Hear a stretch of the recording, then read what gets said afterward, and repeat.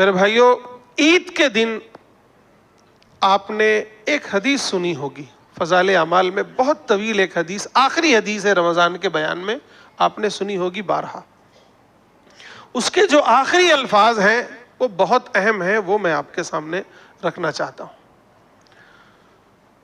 اللہ کے نبی صلی اللہ علیہ وسلم فرماتے ہیں کہ خود اللہ تعالیٰ فرما رہے ہیں عید کی صبح، میرے عزت کی قسم، میرے جلال کی قسم، جاؤ آج بخشے بخشائے تم لوگ چلے جاؤ، آج جو مانگو گے عطا کروں گا، جو کچھ آخرت کے بارے میں مانگو گے وہ تو سب عطا ہی کروں گا، جو دنیا کے بارے میں مانگو گے اس میں تمہاری مصلحت کا خیال رکھوں گا۔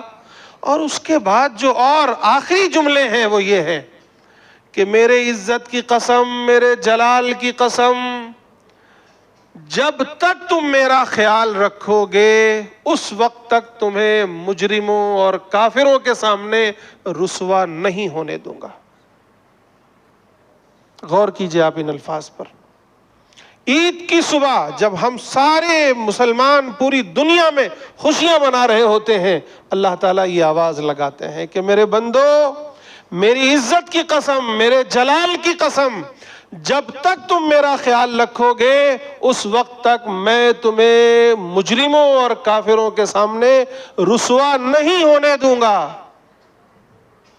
آج کیا حال ہے پوری دنیا میں؟ ہم رسوا ہو رہے ہیں۔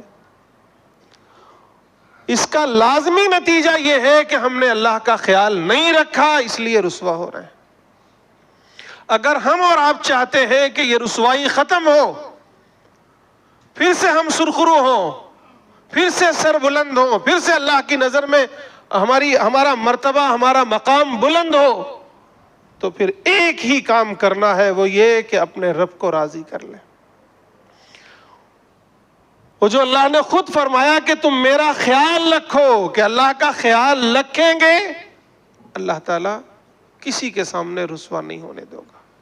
اس لیے اچھی طرح سن لیجئے کہ اگر ہم اور آپ چاہتے ہیں کہ یہ رسوائی ختم ہو، یہ ذلت، یہ ذبوحالی، یہ زوال، یہ پستی ختم ہو، یہ دوسروں کے سامنے جو رسوائی ہو رہی ہے ختم ہو، یہ کافروں، مشرکوں اور مجرموں کے سامنے، تو ایک ہی حل ہے اس کا، ایک ہی حل ہے کہ اللہ کا خیال رکھنا شروع کر دو، اپنا معاملہ اللہ سے درست کر لو۔ آج میرا اور آپ کا معاملہ اپنے پروردگار سے، اللہ سے درست نہیں ہے، اسی کی وجہ سے یہ سب ہو رہا ہے۔